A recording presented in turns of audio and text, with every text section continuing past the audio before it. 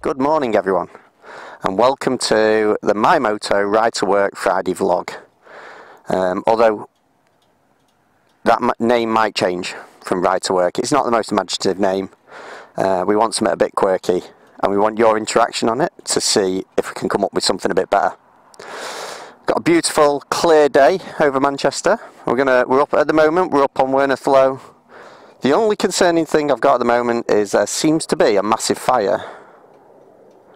And I think that's over towards the A6 way, so to the left of where we're going. Big black cloud of smoke going all the way across Manchester, almost off into like, where is it, Kirklees? Is it Kirklees border? Over that way, so over towards Holmfirth. A massive plume of black smoke. So, you know, it's probably just a lithium car that's set on fire again. Because I've seen one of them already on my commute. Okay. So let's get, I'm on the beautiful little Italian Guzzi. Okay, make sure they're nice and tight, and let's hit the road. Look at that view, what a way to start the day. There is other routes I take into Manchester, which I'll probably do in future vlogs. So, look at this. The cows are out in the fields. Okay, things to talk about this week. The temperature is dropping, so I can definitely feel. This morning I set off wearing my straight leg 2, RST straight leg 2 Kevlar jeans. I have put thicker socks on. I'm wearing my RST high tops with some thicker socks, but you know, when I set off this morning I was like, I can feel the temperature. And what's quite good about the Guzzi is it has a temperature sensor on it, so it's 10 degrees it's saying, so it shouldn't really be that cold, but it feels cold. It feels very cold. Now, last week, so on the last vlog, this was getting dropped off with Chris Moore for wheel bearing and an MOT. Oh, this is where I get the shaky voice now, all these bumps. So it was being dropped off for an MOT and a wheel bearing. Passed its MOT with flying colours. The wheel bearing, according to Chris, it's got a rumble but it's not worn.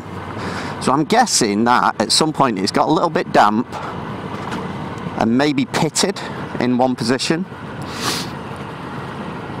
So although it's not worn, it's got that little rumble from every time the bearing passes the pit marks, I'm guessing. But that would make sense to me. The only other thing, it's feeling like the battery's just getting a tiny bit weak on this. Because it almost like locks on the cylinders and then it won't turn over, and you have to just put it into gear, rock it. And I think big V twins have that quite a lot anyway, where they stick on the cylinders because they're under such large cylinders under compression that it can happen. But let's just see if I can nip round this. Oh, also, slight difference from last week, I'm going to do it on the 360 camera so you can actually see us. You can actually see where I'm going as well.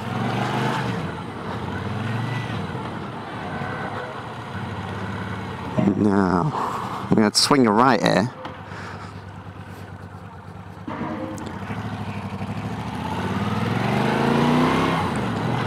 The route we're going to take as well today, so straight over, up the 67, going over the roundabout, Denton Island. If you ever come into our shop and you're kind of this way of Manchester, it is by far the fastest route in, by far. Once you get past Denton Island, it's about 10 minutes on a clear run, if that. It's not far at all, and psychologically you think, oh, going into Manchester is a pain. But it's not too bad. It's actually pretty good running. And especially on a Friday like today, there's a tactical reason why I do these vlogs on a Friday. It's because the traffic's so much lighter. It can be heavy coming out on the odd occasion though, if there's like a gig on at the Apollo, which is right near us, or if Manchester City are playing, it can get quite busy on the way home. But It's a good run-in. So, new product-wise, let's talk about some of the new products we got in store. We had delivered this week the Carbon Airoh Commander 2. Now, we've already seen the Matryx. I showed you the Matryx in the last video, and I still need to do a video covering the features of that. That helmet really, like I say last time, it really caught my attention for being so sporty, but also being made with all of the kind of comms, cable guides and everything like that all in on it. And it's got a little recess for the chin mic as well.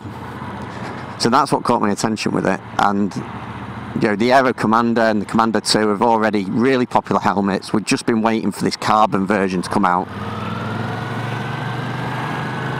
Let's get past them, guys. And it hasn't disappointed. The carbon is beautiful, especially in gloss. It looks so nice when the sun hits it. The carbon almost has like a silvery look to it. It looks flipping gorgeous.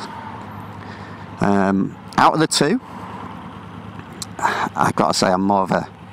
I think I'd get the Matryx. I haven't got an adventure bike or an off-road bike. I've already got this, Joe, this AX9 in carbon. So I've already kind of got that. So I think it would be the Matryx for me. But let's have it in the comments.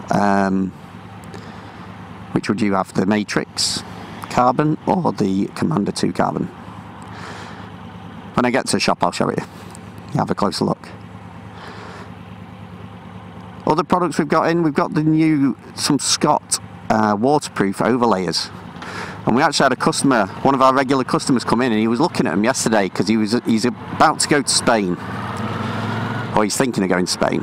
And he said, you need to get down to the port. So you got to basically get through England, which is horrible weather, and get to Spain, and then it's quite hot. And he just needed something where it would, if it rains, it's going to keep him dry. It's going to stop the wind getting through, so it makes anything he's wearing underneath becomes then like an insulation, so it's a lot warmer because you've got like a wind blocker. But also it's almost like, it feels like a rubbery material. All the seams are welded on them. Really good quality. When my boss got them in, I was a bit like, oh, why have you got Scott waterproofs in? We don't stock anything Scott. And he said these are the industry standard for a lot of waterproofs. Everyone has Scott waterproofs. Off-road riders, on-road riders. And I've got to kind of say, they are flipping good. And at a good price, Joe. We've got cheaper waterproofs in, but not of the same material. And we've got other ones that are similar. They're a lot more... Oh, got a guy in a GS going the other way. Now, I'm going to forgive him for not nodding, because he was on the other side of the carriageway, which, you know, he might not have seen me coming on. The GS riders nod. It's a 50-50, isn't it? Some do, some don't. But it's not GS riders, it's... I found some Harley riders won't nod. Scooter riders won't nod. I nod at everyone. Share the love, that's what I say. We're all into bikes. Share the love. Anyway, so yeah, we've got these Scott waterproofs, and they're like a rubbery material, so they're not going to flap too much. They're also not too heavy, because some of the rubbery kind of waterproofs are heavy for what they are. You can't roll them up small and put them in a bag too easily. These actually roll up. There's a little bag with like a mesh bag, so even if they were wet and you put them in the bag, they'll dry in the bag, which is another bonus. But when I was looking through the data on them, Joe, like on their website, they're breathable as well, which you would think of like a rubber waterproof is not going to be breathable, but it is. So that again is a really good feature. And I might be, especially if I'm going to carry on doing this Friday vlog into work, they could definitely be on the cards, because I think they could save my skin a few times and things could. Alright, back onto the restricted. Those roadworks on the 67 have been there forever and a day. I have no idea why it's taken them so long. They're probably on a day rate, them guys, and they're just milking it.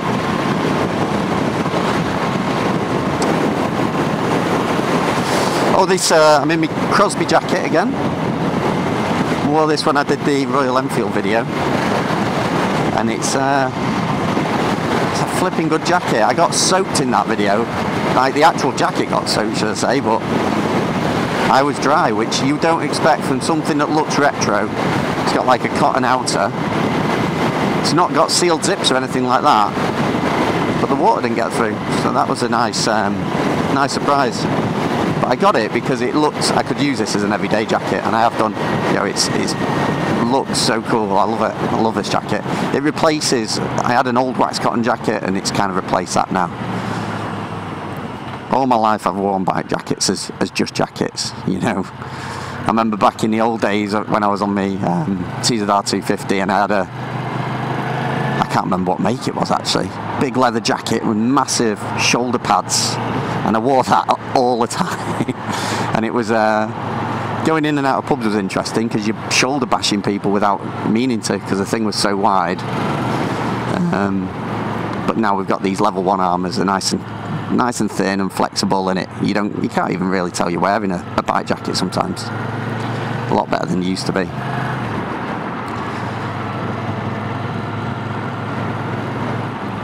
Right, so we're now on Hyde Road, so it won't take us long to get into work now. I might just sit in the middle lane for a bit longer. Get to the front here. Traffic light race, up to 40 mile an hour anyway.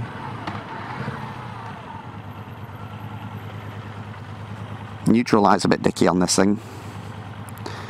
It's full of character, this bike, full of character. What else have I got to say? So, unpopular opinion here. The BMW GSA.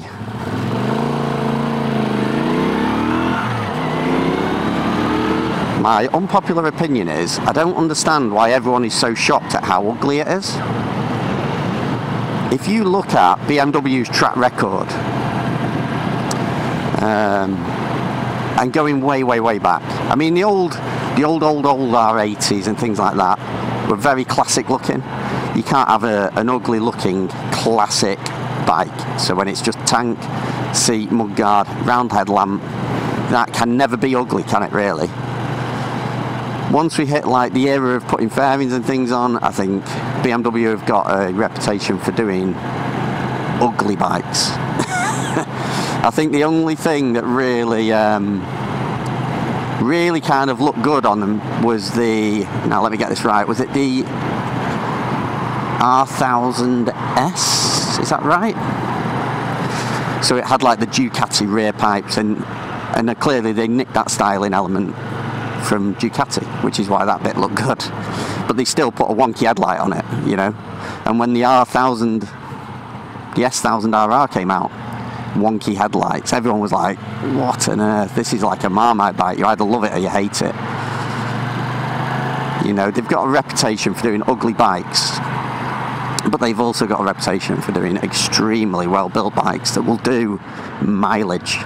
You look at any BMW, when you're buying second-hand a BMW, say GS, I think you're talking to have an equivalent mileage on another bike. When you look at a listing of a used bike and you're going, oh, that's got nearly 20,000 miles on it. I don't know. Is it?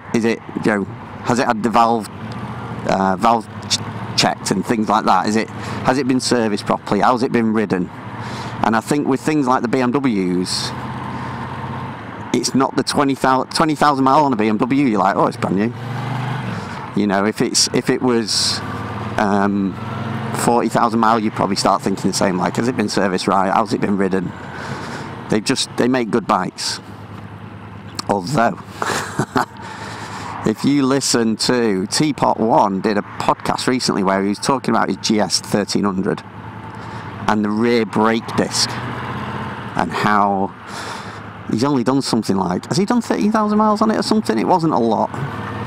And they're saying it needs the rear disc replacing. Now that is the mentality that you have with a car. Joe, cars nowadays, you get your brakes done and your discs. Joe, the discs seem to wear. They're clearly not as good as they used to be. We're using softer pads to get better grip. We've got stronger hydraulics in the braking, so there's a lot more pressure and wear, I suppose, on car discs than what there used to be in the old days. But like Teapot was saying, or Bruce, he doesn't use his back brake. The fact that they're saying it needs a back brake disc is just ridiculous, and I think they're trying to make it a serviceable part because it's worth money to them. They earn a lot of money on servicing, so if they can say, oh yeah, this disc needs replacing, absolute rubbish. My ZX7s, again, I probably use my back brake about as much as Bruce has done. They're both on 16,000 miles, and them discs aren't even touched. They are like immaculate. So I don't think BMW, in trying to make it a serviceable item and get more money, I think they're actually making themselves look like a less credible bike builder or manufacturer. They need to do a better job of that. Cut through to the front. So yeah, that's Joe, and that also brings me on to new vehicles. You know, for some reason I get the feeling now they're in such a rush to design, manufacture and get something out that they release what I would call a beta model. Bikes that aren't properly tested and checked. Because a lot of the things that are getting pulled up on recalls for new bikes, you just think, well, that should have been discovered. You know, why that shouldn't be up to the public to find these problems with a new bike, and then there be a recall. It damages the reputation of the manufacturer. Test it properly. If there's a problem, change it. You know, the whole issue with the KTM engines recently, that should have been discovered when the engine was on the test bed. It should not be discovered when people are like having services and top ends being stripped down and finding excessive valve wear or cam wear. Just so either it's substandard in manufacturing and materials because they're trying to cut costs and earn better profit, or they're rushing out models without proper testing. You know, and I think that's, to have BMW having issues with the 1300 and KTM having issues with their engines. These are supposed to be two of the biggest, best manufacturers who do Dakar races, do you know what I mean, where the bikes are being tested to the limit. And they just, for the road bikes to have issues is just ridiculous. I know when I was, back when I was doing painting crash helmets for a living, I did some for Lyndon Poskett, and we were looking at, I mean, his bikes. When I think he stopped building bikes, Lyndon, now. His bikes are an absolute work of art. I mean, you should see them in the flesh. Those things are incredible. And when he makes a bike for Dakar, it's so much goes into it, like lengthening the wheelbase to make it more stable at higher speeds. And he basically said the only thing that is original KTM on them bikes was like the crankcases. You know, everything else was changed. Everything else was upgraded. So you kind of go, well, you know, he's, I wouldn't expect a road bike to do Dakar. Actually, no, forget it. Yeah, I would. Yeah, I would. Okay, not run at the limit through Dakar, but it should do the mileage, shouldn't it? It should easily do Dakar mileage, because that's barely run in on a modern bike, so, you know.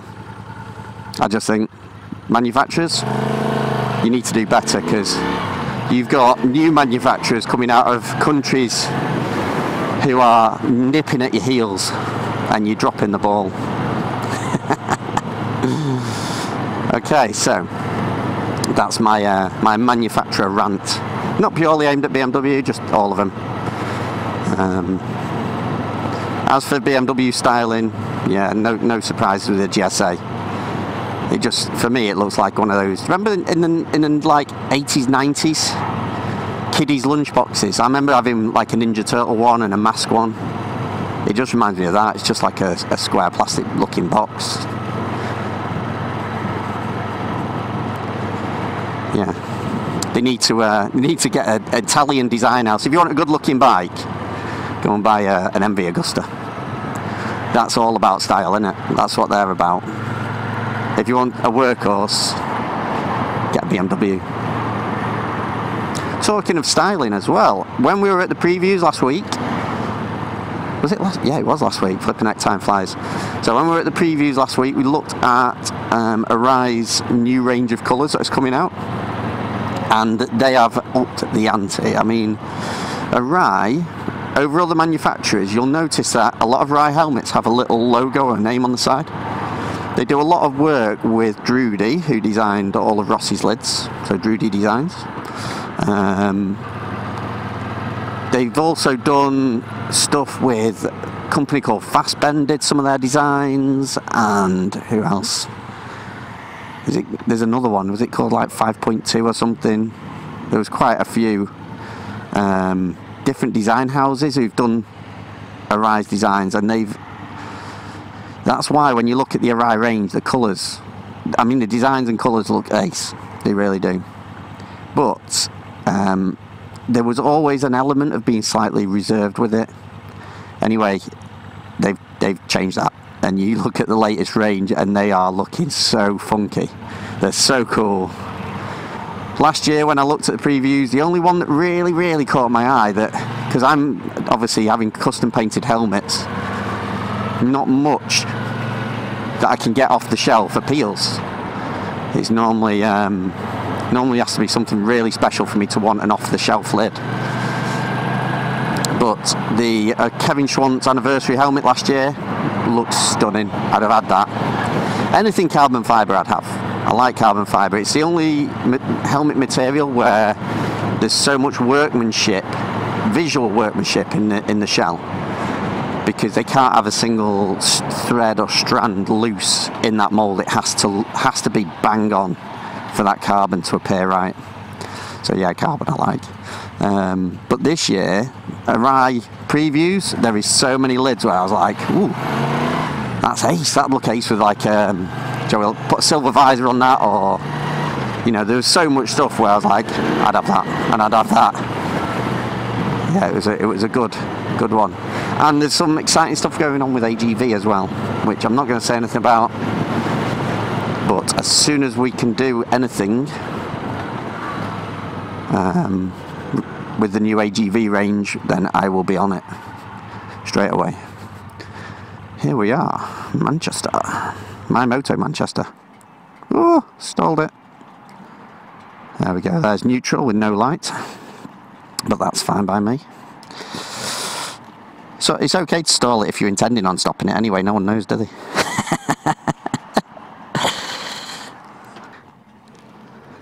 So see how quick that was getting into here? It is quick. Here's Jan.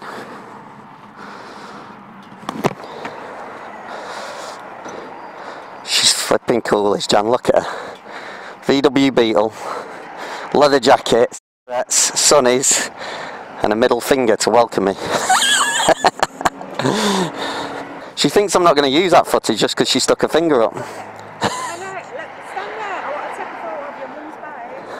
Jan has recently done a track day at Anglesey, and she has absolutely ripped it up. She went out in the new Track Tech leathers. Yeah, cool. So I was telling her about your mum building your AR. Yeah. Right, let's see who's in. Simon's in. Morning, Si. And then this is the Scott's waterproofs that I was talking about. So these are the new Scott waterproofs. Look at that as well, it's got a little strap so it doesn't ride up. Little bag with the mesh so that it can drain even if it's wet. Really smart bit of kit, and we got the pants to go with it as well. And then as we come over here, Si's on his knees already. It's only the start of the day, Si, you shouldn't be on your knees yet. And then here, this is the new Airoh Commander 2 in carbon. Look at that thing. Whoosh. How good does that look? Let's spin around here.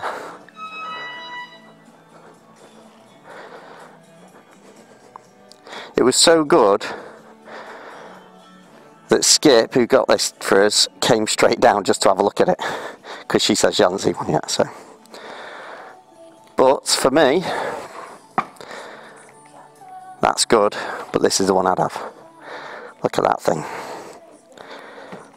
Now that thing looks like it belongs on a GP circuit, but when you look at the insides of it, it's full road use. It's so practical inside. So yes, right. Off to my office, knock the lights on, and then we'll get this edited and out for today. Thanks for watching. If you want to help support the channel, you know, like, subscribe, leave us a comment. We love the comments and the interaction. And if you want to support MyMoto as well, you can go to one of our shops. Next time you need some kit, come to one of our shops, have a look at what we've got. Let us know that you watch the channel and you follow us, because we'll look after you, put it that way. And if you can't get to us, then visit our website. So at the moment we've got dstoremanchester.co.uk is our website where you can get kit. So yeah, but hopefully we get to see you. Hopefully you're stopping. So thanks for watching. Until either next Friday or one of our future videos, ride safe.